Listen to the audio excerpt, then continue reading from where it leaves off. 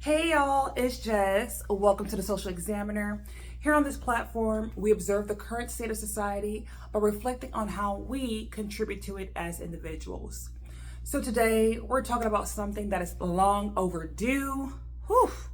It is the cost of living, okay? So not last week, but maybe a couple weeks ago, I talked about inflation. I dissected it to the T on pretty much what it's about and why our society may be experiencing an increased cost of living, but the wage is not necessarily reflecting, and we are experiencing a scarcity of some sort when it comes to production. Therefore, the cost of goods will be high to discourage the people from buying, to give America or the corporations a chance to produce enough goods and for us to be able to then purchase it when the time is right. And then maybe during the time we'll experience recession, meaning there's an influx of products that needs to be purchased. However, people aren't really purchasing them. So to give us the green light to purchase, the price of things go down. That is a little bit more affordable for us to go ahead and purchase, to encourage us to purchase. Like the interest rate and things will be low systematically to encourage the people to purchase. However, in doing some deep research about inflation, I don't believe that we're experiencing a scarcity being the reason why we have inflation or the cost of living is high. Like the correlation I thought was correlating, but it seems not to be. So why I say so, I was watching some videos. Is when I did some digging when it comes to the GDP, the gross domestic product value that the US produce compared to other countries, we're number one. And I also did some comparison on other top nations' unemployment rate to kind of see like, okay, what are we doing wrong as a society compared to our pretty much second runner-up in being the greatest, China. I'm paying attention to the news. I'm paying attention to what these economists are claiming could be the reason why to be a reason why the cost of living is very high. And I'm gonna insert this video right here. Young people have every reason to be enraged, and every issue they see, they look up, they get angry, and they see someone doing better than them. And then every day it is speedballed in their face that they are failing. For the first time in our nation's history, a 30-year-old man or woman isn't doing as well as his or her parents were at 30. That is the social compact breaking down. People aged 30 to 34, 60% of them in 1990 had one child. Now it's 27%. People are opting out of America. They're not optimistic about it. They're not having kids. Young people are enraged. They see wealth, exceptional wealth across my generation and people in certain industries, and they are really struggling. Their purchasing power is going down, and the incumbents create artificial scarcity on campus. We take pride in rejecting 90% of our applicants, so the incumbents who already have a degree see their degree go up in value. Housing prices have gone from $290 to $420 in the last 4 years. We have lost the script. Our kids are more anxious, they're more depressed, they're more obese, they're more addicted, and we have made a purposeful decision to let this happen by ensuring that people around this table stay wealthy at the cost of young people. So I'm hearing, earning less, in relations or correlation to the cost of living, okay? Things were more affordable back then. People could just work one job during the 1960s and be okay. People couldn't work one job during the 2000s, early 2000s, with just one job and be fine. We did not have to have 5 streams of income. We did not have to work 10 plus hours to make ends meet. Okay? So what is happening? Okay? I do not believe we're experiencing a scarcity in the products in which we produce with the amount of money circulating our economy, right? If we have too much money circulating the economy, they claim our dollar is being inflated losing its value compared to the things we're all producing, or the supplies of services and products that we're producing to be bought. Okay, they're claiming we're experiencing an inflation and a little bit maybe of a recession to encourage the people to buy, although we're not necessarily in a buying mood. Okay, the demand is low. We're not really in a buying mood due to us just feeling things costing a lot. Okay, but we're not getting any explanation for it. Why is the ratio not somewhat matching or being consistent as our gross domestic product or value and what we're producing in the US, as it's going up? It has not decreased, it's going exponentially up. And the wage is stifled, at least the minimum wage that we're tracking at a federal level is staying stuck at 7.25 since 2009. What is that about? Okay, so let me actually turn over to my erase board. Call it chicken scratch, but I had just put a lot of numbers and dates on the board. So at 1938, the minimum wage was at 25 cents. 1939, 30 cents. The 45, 40 cents. 1950, 75, and you can see the progression, okay? You see the increase. You can see some of the years, it did not increase each year, okay? Sometimes they waited 5 years, maybe during some wars and things that was going on. They skipped increasing the wages. However, they're able to make up for it a little bit. You can see within 18 years, from 1950s to let's see here. No, from 1938 to 1956, that's 18 years. The wage has increased by quadrupled. Okay, so times 4. And then you can see a little bit here in the 13 years, or actually no. Okay, so 1990 to 2007, okay, 17 years gap. There was an increase of 53%, going from 380 to 585. Okay, so 2009, we're still stuck on 2009, and it's 2024. So what is going on? So when you look right here, from 1960 to 2024, the average wage growth total has increased 6.18%. We are questioning what's going on, okay? We're staring at the political debates and we're like, why are y'all distracting us? Why are y'all going on blabbering? Yes, both the Democrat Party and the Republican Party. Why are y'all yakking away and looking like you're feisty and you're ready to make change, but neither of you guys are giving us the answers on why the U.S. Department of Labor's, because they're in control of the wage and calculating what the wage should be, the increases should be.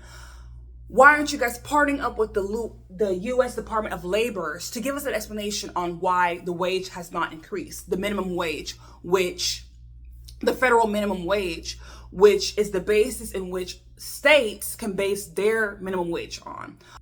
Of course, some states took it upon themselves to change the minimum wage in their own state, to increase it. Some people, like I believe Ohio, their minimum wage is $10.45, I believe.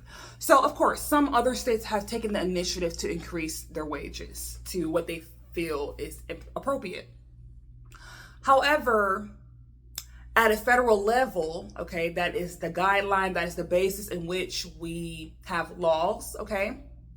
Why don't y'all set the standard and increase the minimum wage, okay? We are overdue for an increase, okay? It should be considered an insult for anyone right now who is living and in the workforce should be receiving a single-digit number for wages. That should be an insult and an issue. It should be an issue. It should be banned. It should be prohibited because it is not matching the cost of living. Okay. I'm gonna go further. I'm gonna go further in my research. We have 3 wages. Okay. We have something called, let me see if I can find it, because my notes are all over the place, guys. Okay, my notes are all over the place, so let me find it. We have something called the living wage, so standard of living wage, okay? This is the wage to where you can afford things. This is the wage that you can kind of live comfortably. Then we have something called the minimum wage, which I'm like, what does that really mean? We need to define that, okay? Then we have something called the poverty wage, okay? So the minimum wage is the bare minimum standard in which other states, should not go below that wage. Other states should not go below the minimum wage. This is what you should do. This is the bare minimum wage that you can give out and offer to the working class, okay? No one should do below that because it's going to be considered a poverty wage. Let's see how close the minimum wage is to the poverty wage. Guess what the poverty wage is? It's $7.24. $7.24. What bright genius is still allowing the federal minimum wage to be just 0.01 from poverty wage? Which we already know, if you're earning 7.24 or 7.25 right now, honey, you are below the poverty. Honey, you're experiencing extreme poverty. You're probably living off of McDonald's as your nutrition. You must be in a Section 8 housing, because I'm not understanding how you can live or breathe air earning 7.25. That's an insult. I can't remember when I was offered a single digit wage. I think that was probably back in, when was that? Before COVID. It was before COVID. I was trying to look for, extra jobs. I went to Banana Republic, somewhere in this area where I live, okay? And they had the nerve to tell me the starting pay is $9. Are you nuts? You do want your store to be ran, right? You do want us to care about, people stealing your products and just keeping the store in an orderly fashion, right? So that the corporations can produce and gain some good profits while you have the nerve to pay your people, your workers, your hard workers, $9. But you want them to work full time, right? That's an insult. That's an insult. Okay? But I get it. Since the federal minimum wage is 7.25, okay, we can skate along the area of poverty wage, because that's all that is required of us. Okay? These corporations want to have a high markup, have a high, earnings, without pouring that back into the people. Because we already know that the merchandise, the clothes, the so-called luxurious clothes or whatever, does not really cost that much to make. And that's fine. We're clear, the art of capitalism and business, we're able to put whatever markup we like, okay? For the so-called designer brands, they probably do 1,000% markup when their garments didn't take much to make, okay? It's cheap labor. They're using third world countries for their cheap labor, and they're marking the price up. And here you guys might be thinking in delusion that your luxury items is kind of worth that much that you paid for, $1,000+ Yeah, it's not. Newsflash, it's not, but it's okay. You can choose to spend your money however you want to spend it, okay? It's driving our economy. People are earning, and that is somewhat making the U.S. Top producers, okay? We're our number one in producing, in production. And let me actually talk more about that. Let me talk more about that. Yeah, I'm gonna land the plane. But let's do a comparison. So what other country are top producers as well? Okay, we're competing with. We're number one. The US, America, we are number one in being top earners, top producers, known as a first world country. Woo! Okay. We're bragging that we're so great. Let's talk about how we're so great. Okay, so for the gross domestic products, okay, the value of our goods being produced here, whether it's a service or product, okay, here is what's calculated. Here's the amount or the value amount that has been calculated at 2022, okay? The GDP for the US is $25.44 trillion, okay? And our second runner-up is China at $17.96 trillion. Okay. So wow. We have a lot of products and services that is giving us this value. It is what is making our dollar above any other currency at this moment. Okay, we're doing a good job, right? So now in comparison, I'm like, okay, so what could be the reason we're experiencing the cost of living? Like, okay, are we not producing enough? Though we're number one, what is that about? Okay, now let's compare in debt. We talk about the debt. Oh, we're so much in debt. Oh my goodness. Like, we're becoming bankrupt as a nation, okay? What is our debt compared to our second runner-up, China? Our federal debt is 34.85 trillion. 34.85 trillion.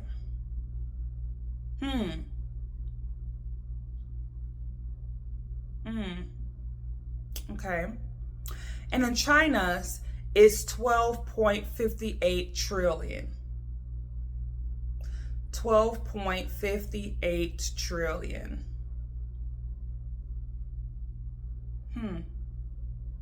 Okay. So now, you know how they talk about assets? I don't know if this rule applies with this. So like, if we're earning 25.44 trillion, but our debt exceeds that number by 34.85 trillion, technically we're in the red. Am I reading that right? So if China is at 17.96 trillion in their earnings and their product values and services, okay, being second producers, being second runner-up producers, okay, 17.96 trillion. However, their debt is 12.58 trillion. I believe it's factual. That's we can look it up and Google it. That's what they're saying. They're technically in the green. Okay. Now to compare the poverty rate, okay? Poverty rate, whether it's reflecting the unemployment rate or the amount of citizens earning below the minimum wage, which is considered to be in poverty-stricken, impoverished, okay? The poverty rate in the US is 11.5%. I'm not sure how factual it is, but that's what they're claiming, according to reports for 2022. So I'm not sure what that poverty rate is right now, but that's what they're claiming. And China is reporting 0%, which I'm like, okay, for you guys to be known as, having cheap labor and being overly populated. And I believe your minimum wage is $5.50. Yeah. Those numbers of 0%, poverty is a fabrication. Okay. But anyways, we're just comparing. Okay, we're comparing. People are claiming actually that it could be 13% poverty. Who knows? So concerning the US, it seems like we're still considered top dogs, although we do have a lot of debt. We're somehow being able to function, and although the math is not really mathing, to be honest, as far as like assets and like profits or whatever you want to call it, maybe the same math cannot be applied to the economy. We're seemingly still able to be functioning, and we're still considered number one. So to just focus on America, with our gross domestic products, our value, okay, the increase of our gross domestic products from 1960s to the 2022, okay, it went from being 543.3 billion in the 1960s to 25,439.7 billion dollars in 2022. Using this graph that I found online, it is not starting at 1960. Instead, it's starting at 1990. But using this as an overview, we can see that our GDP, our gross domestic product, value of services and goods, has increased over the years. We can see some slight decreases in between the years, but as an overall, our GDP has increased. In using this economic growth calculator, I just plugged in the numbers from 1960s to 2022, and it yielded an economic growth of 4,582.44%. Of course, it's missing a variable of time, so pretty much to gauge how much the GDP increased over the years, I just divided by 62 years and received an approximate average percentage of 73%. So what does that tell us? Why is it that we're at a standstill at our federal minimum wage? We're at a standstill. For what? Is there a war that we're experiencing? Because I think that has been the reason that certain wages did not increase, okay, in the record. Maybe there's some type of situation going on, some civil unrest or something going on that is blocking the U.S. Department of Labor from increasing the minimum wage, to ensuring that all the states are meeting the needs of the people, the working class, okay? To make sure we're not so close and experiencing poverty. There's no reason to, if we're so-called the first world country. Of course, compared to a lot of other countries, we have a lot of opportunities here, okay? We have something called welfare, okay? While other countries don't have that privilege, right? If you're poor, honey, you're dirt poor, and there's no options, there's no one to help you. Okay, unless it's like a first world country, or nonprofits and charities choose to come to your country to help you guys. There's literally no help. So how are we the first world country, but then we still have a lot of people experiencing poverty? Of course, there's other factors, okay, like budgeting, education, and other things that can cause people to mismanage their money and turn to drugs and other vices that can make them not be able to afford things, okay, or to be contributors to our society.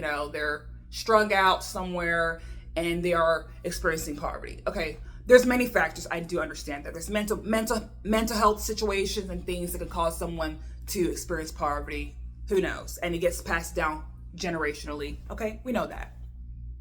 But now for our able-bodied population, okay, that's a lot of us. Okay, there's people who are willing to work, whether they're immigrants or people who are citizens. Okay, we're all big giant melting pot over here, and all of us are working. Okay, we are living either paycheck to paycheck, trying to make ends meet, working 10+ hours, barely have time to rest and do our self-care, to be with family. For people who are parents, they barely have time to be with their children, to be able to talk and sit at the dinner table. Okay, parents parents are either, the spouses are either working daytime and nighttime, and they're missing each other, barely have time to say hi, hello, and relax, because they have 2 and multiple jobs. Okay? And the money, they look at their bank account, they can't see their money because the bills are so high. So like, what is the reason? What is the reason? Candidates, representatives who want to represent us and claim they're here for the people, we need to hear the answers. We don't need y'all to bicker amongst each other and make it look like that you guys are fighting for the people and you care for the so-called minorities and all this pandering y'all do. Talk about black jobs and talking about all this stuff. Using all these buzzwords. Stop the arguments, stop the pandering, stop the storytelling and the monologues that you guys are used to doing, and give us answers to why the minimum wage has not increased. Because what it's sounding like, it's happening on purpose. It has been 15 years since the minimum wage has increased. So it sounds like it's happening on purpose, and y'all love orchestrating adversity for the people to be so dependent and so weak. If not that, then what?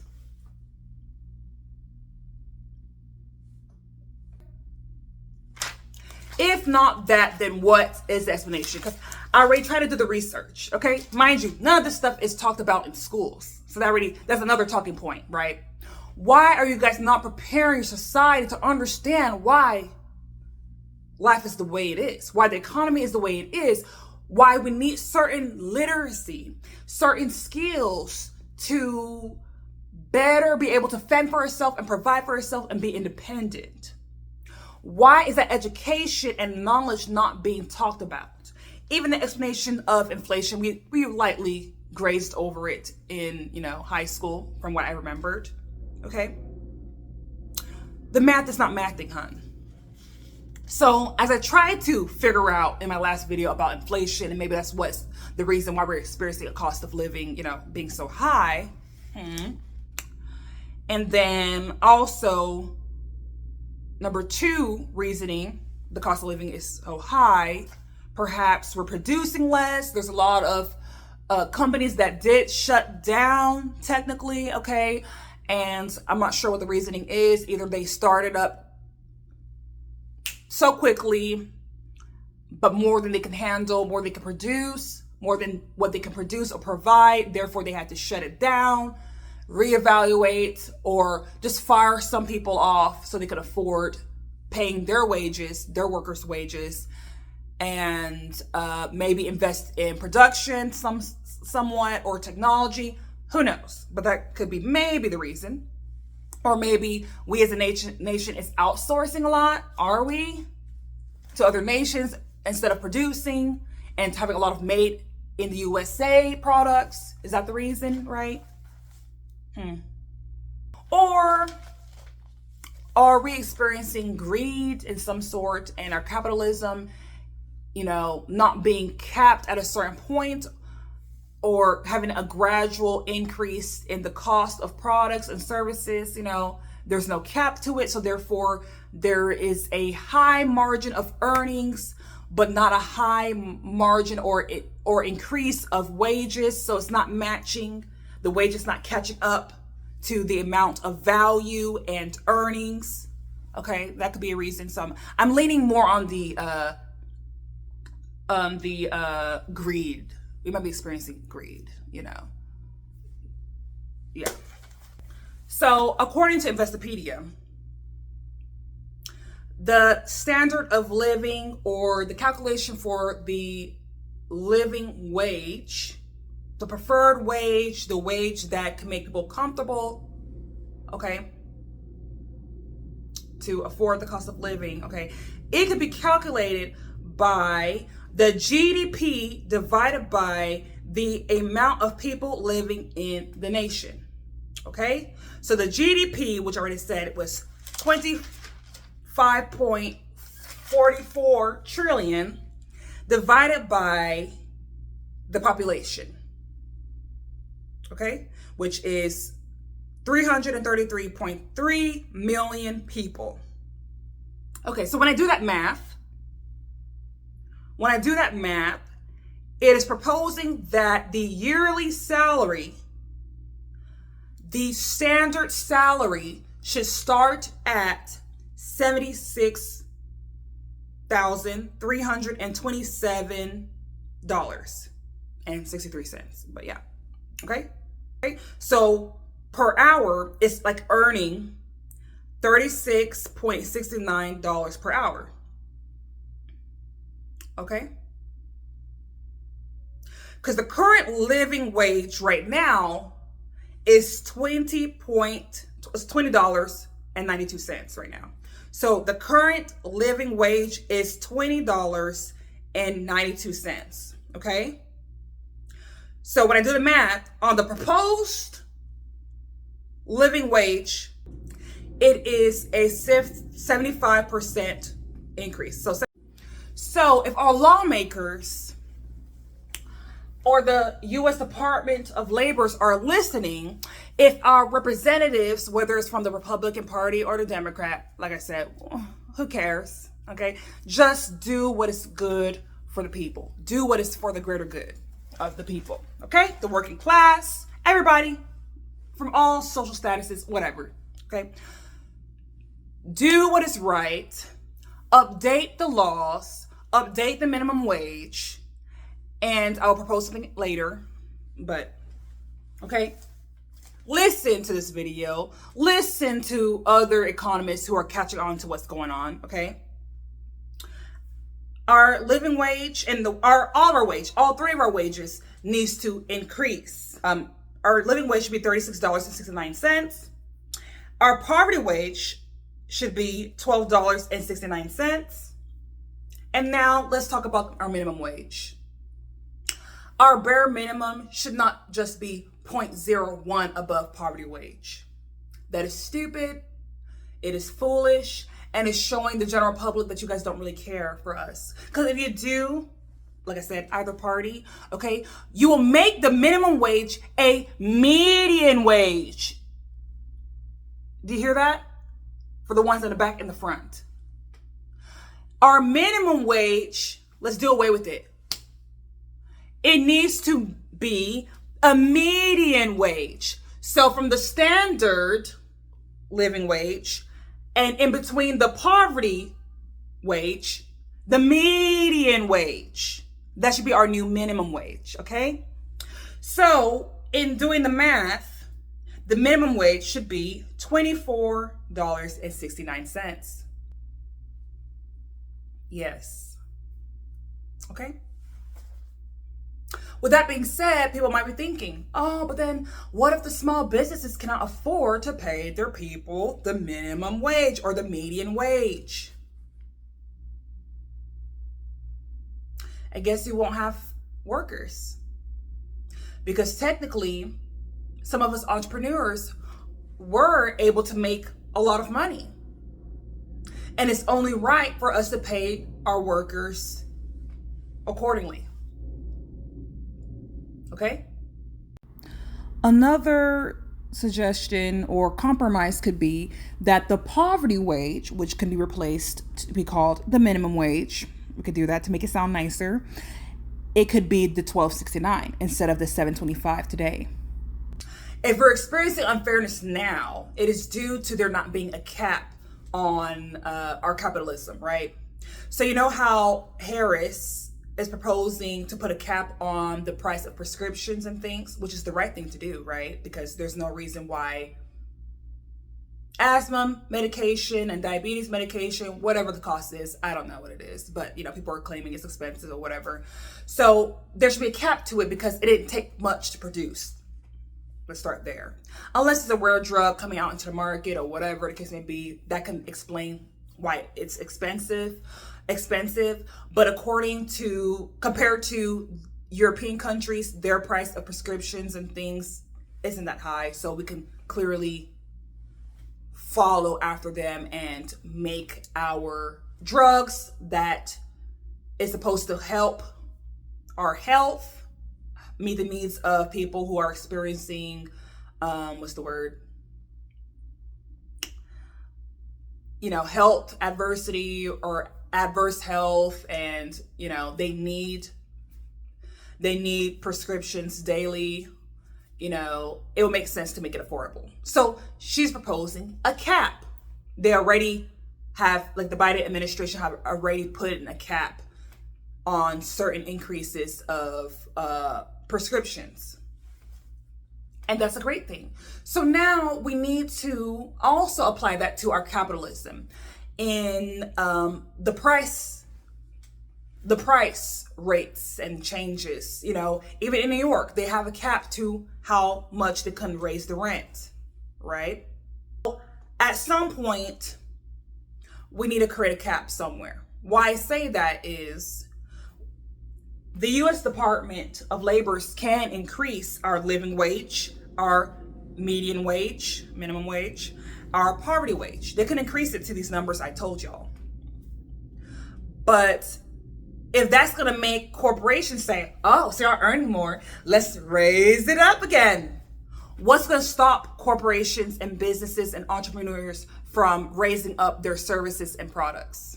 What's going to stop them?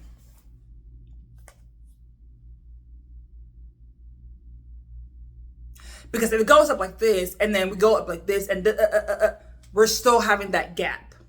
We're still going to experience that gap. So yes, guys, there needs to be a cap. But then when we say propose a cap, people might say, oh, you're being a socialist, or you're doing something with communism and blah, blah, blah.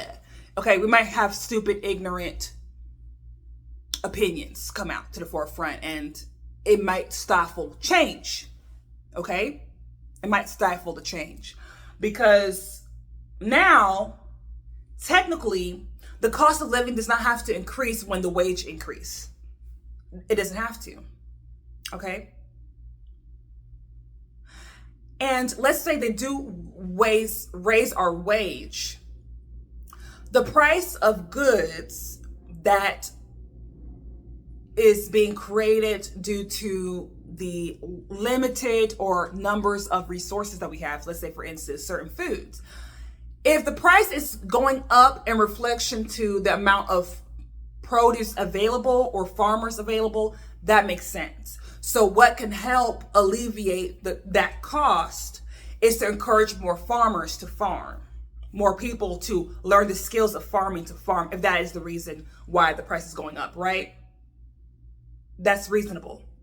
But the price is just going up, not due to any scarcity happening, but it's just because people are greedy and they are wanting to make so much because we need to make more, The greed, we're foaming at the mouth with greed. If that's the issue, we need to have a cap.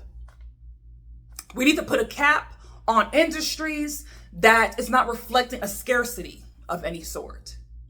We need to put a cap on things.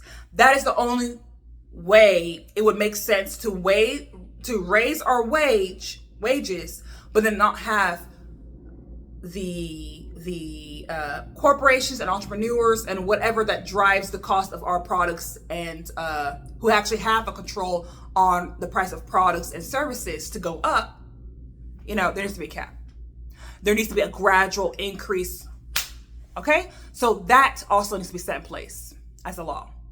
And we could have economists come out, let's partner up with them to create a calculation on what that rate increase should be and what our wage increase should be, to where it's profitable for the corporations and entrepreneurs, and then it's reasonable for the working class who choose not to be entrepreneurs but choose to be contributors to the corporations and everything, to just help drive our economy. Okay, there needs to be a give and take, and it needs to be favorable for both parties. Okay, not extremely. We can't extremely be comfortable and whatever the case may be, but we don't have to have 2 jobs or 3 jobs, multiple streams of income, and have to work 10+ hours. That needs to change. Because maybe we wouldn't need that much prescriptions and need to be in all these medications and have all these doctor visits if we're not being overworked. Okay? So I'm gonna end this video with that, because I can go on and on, but because what I need to explain to us, and I will cover it on another video, money is a made up system, okay? It used to be backed by the resources and golds and all of that kind of stuff, okay? It started from bartering and it changed into, you know, being backed up by gold and scarce resources or whatever. But now it's backed by nothing, okay? The people, we are aware of that, but then we kind of are distracted and we're working like hound dogs. So we're not really understanding what's going on and paying attention to the things happening in plain sight. But yes, right now money is made of nothing, and we're choosing, and we are hardwired due to the doctrine and education to care about money the way we are caring about it. That's why we're working to the bone. But and I understand that money motivates us to be contributors to our society and economy, so we don't need to do away with it. However, we don't need to be, what's the word? Our bodies and our mind and soul and health should not be deteriorating due to the amount of stress we're experiencing in the workforce. Yeah, we need to be alleviated. We need to be able to relax a little bit. Families who, you know, families and spouses that have children that they're raising, or single parents, or whatever the case may be, they need a slight break. They don't need to be working 10+ hours. They should be able to afford their living and not have to rely on Section 8 housing and relying on eating junk food like McDonald's or whatever, okay? We need a better quality of life, okay? If we're so-called being if America is so-called number one and great, let's truly be great and make the needed adjustments, okay? So for our representatives, for the Republican and Democratic Party, for the U.S. Department of Labor, it's time to do for the people, okay? Enough is enough. Like I said in my last video, if we continue on this trajectory and a lot of people are falling in the poverty line, I already told you guys, I might insert that clip right here. Guess what other thing is going to happen? Okay? Guess what else we're going to start experiencing? Because we're already experiencing the low production, okay? The less jobs, okay? Too much money circulating. Okay, not a lot of spending because the money's too high. The cost of things are too high. Okay, and the value of our dollar is going low. Okay, we're going to experience an increase of what? Poverty. Okay, all these layoffs. Okay, all this government assistance. What do you think is happening, y'all? Poverty will go up. And when the poverty goes up, guess what else will go up? What's happening to the human mind? Because we're not able to be contributors. We're not able to produce. We're not able to get our resources. Oh, honey, we're going to experience a mental health crisis if we're already not experiencing it right now. Okay? Mental health going up. And what happens when the mental health goes up, guys? We need a code. We need a code. Okay? But some people are coping, you know, negatively. So alcohol consumption, okay? And drug consumption will go up as well. That's the cheap and quickest way to kind of bring back the dopamines and numb out because our reality is bad. Okay? We have an increase of the drug and alcohol usage. And then also another thing, hey, another thing that will come on and switch on in the human body is our survival. Our fight and flight will be on a 10, on 100, actually. Our fight or flight and primitive nature will kick in. Okay, the inner savagery. I must find resources. Sound like a robot. I must get resources for my family. So guess what's going to happen, honey? If there's no money and I cannot afford my living, the cost of living is too high, I'm getting evicted, but I'm not wanting to be evicted. So I'm going to be a freeloader and stay in the apartment, rightfully so, because, hey, I need to live. I need to be in shelter, okay? I'm a human. I'm not going to be here in this UV rays. I can't have my 5 kids be on the street, baby. Guess what's going to happen? The criminality is going to go boom. It's going to skyrocket, y'all. Once that primitive nature and the survival of the fittest, nature in us kicks in, oh honey, the criminality will be going up. There's gonna be a lot of robbing and stealing and shooting. Boom, boom, boom, bow, boom. It's gonna be a wild, wild west. Just look in history. Look at the places look at the countries and the places that are experiencing poverty. What's happening? Okay. What's the common denominator in human behavior in these places? What's going on? The living situation is not bearable. It's hostile, a hostile environment. The demeanor of some people who are experiencing poverty, okay, if they're not broken down, and hopeless, oh honey, they're going to get what they want. They're going to get what they need. Okay. They're going to be stealing. Okay. The morals kind of will go to the side a little bit because they're like, oh no, honey, I need something in my belly. My stomach is rumbling and grumbling. I need money. I need resources now. I need the food. I need the drinks. I need the water. I need the snacks for the babies. Okay. We're going to be out here. For those who are hearing this and you're like, I'm a top 1%er, honey. I ain't worried about the drought. I'm not worried about the scarcity. I got I got a house filled of groceries and things, perishable or non-perishable goods, things that has been pickled, a huge meat freezer, whatever the case may be. Who knows? Honey, I got a lot of clothes. I got a lot of necessities and luxury things in my big mansion in the sky, honey. I got these. I'm good. I don't got to worry. So now I'm sorry for you're looking down and say, oh, I'm sorry for the middle class. I'm sorry for the working class. I'm sorry for the impoverished. Sorry, it can't be me. I'm not going to be phased that much. I must stay in my house. How about that? And work remotely and just do my thing. Because, honey, I'm on top. No, babes. You're going to be affected too, honey. If we're producing less and keep going at this rate and experiencing extreme inflation and less jobs, poverty's up, everything's up, criminality is up, baby, guess what you're going to see? Ding dong. The criminals will be at your doorstep. Okay. Some of y'all in LA is already seeing it. People are breaking in. Okay. People are being savages that's doing their thing. Robbing, stealing, shooting, killing, doing the most. They're frustrated.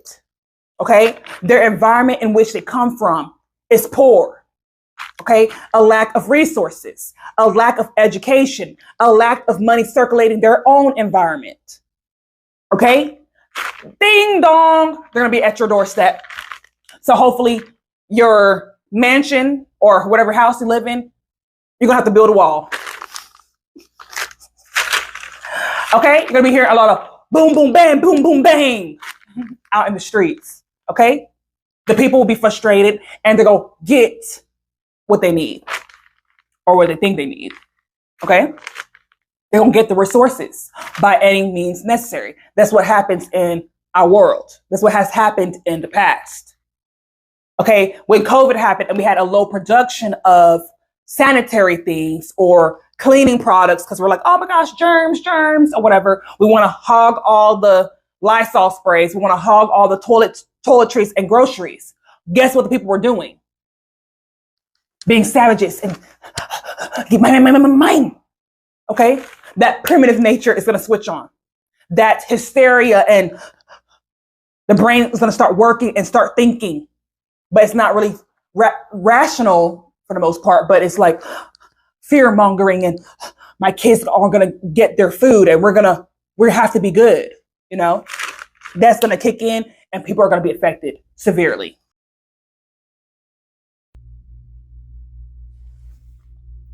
So that's it for this video. If you like this content, continue to follow me at Social Examiner. I believe it's 24, Social Examiner 24. I need to figure out what my handles are, but yes, follow me on YouTube, on Instagram, and TikTok. Bye.